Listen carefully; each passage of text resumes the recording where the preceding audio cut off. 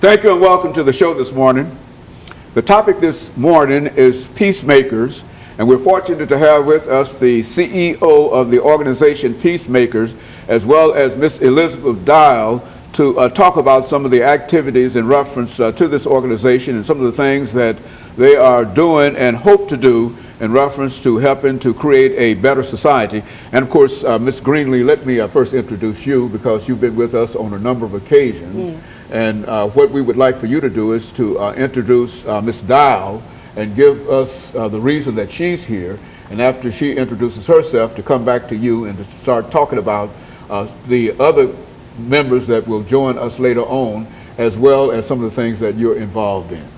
Oh yes, I'm honored and very pleased to introduce Miss Elizabeth Dial. She came through Nashville Peacemakers from juvenile court, and she will be sharing that. And at the end of the next segment, I will also have a marketing person here, Pasita Job. I will also have a student who have came through Nashville Peacemakers, Quantaz Cleves, and he will be talking about what he do now in the community. Very good. Let's start off, Ms. Greenlee, by having you to identify this organization, Peacemakers, for our audience, because I think we've talked about it on a number of occasions, and then Ms. Dial will join you in terms of how she became involved with this organization. Yes, Nashville Peacemaker is an organization that's been going on for almost 10 years, and what we do, we come out to the community and try to educate and bring the awareness of youth violence, troubled teens.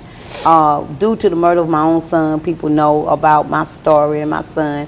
I continue to grow into what I believe in. And in order to keep doing things that I do, I always have to bring people, new people in to help get me to another level. And this is what we're getting ready to do with Nashville Peacemaker. We're bringing a model to the nation so we can have other states to follow what we're getting ready to bring to the community.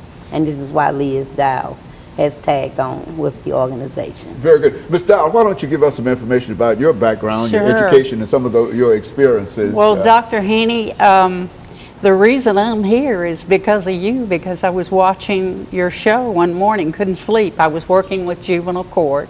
I have a degree in criminal justice, and I was a supervised probation officer for Davidson County. And it was on a Saturday morning, and I couldn't sleep. It was 6 o'clock or 6:30, I don't remember exactly, flipping through the station and saw this little teeny weeny girl and the powerful message that she was bringing. And of course it captivated me because I'm working with high-risk kids and high-risk families. So of course I didn't know it was a tape program, but I hurried around, got a piece of paper and a pencil, and I jotted her number down, and I immediately called Clemmy within 15-20 minutes after the show, after it was over with. And when I said, Clemmy, this is Liz Dial with juvenile court. She said, juvenile court? She says, I've been trying to get in juvenile court for a couple of years. Well, we hooked up. We talked for about 4 or 5 hours at a restaurant, hooked her up with the gang specialist, Alate Russ at Davidson County Juvenile Court, and then she started helping him. He always presented every month a program that the probation officers used and made it a requirement for condition of probation.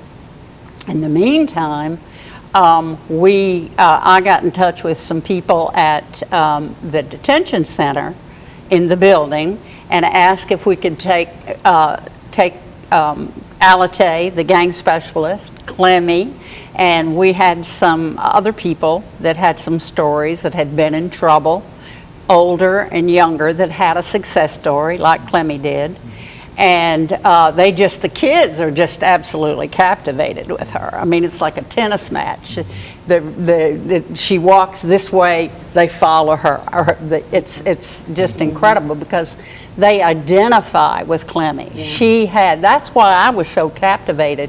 I wanted to share her with every kid that I had on my caseload and all the kids at juvenile court. Yeah. She was a runaway. She was sexually abused at 5. You know, she had a teen pregnancy. She got in trouble with juvenile court. Yeah. She got into drugs. She got into drug trafficking, selling and using drugs. And then, of course, her son was murdered, as she mentioned. Her son was murdered. And then she went into treatment, and that was just, it shows thank you. that she's such a success story. Very good. And of course, we're going to have to take our first commercial break. Sure. And we'll be back with our audience following this very, very short commercial break.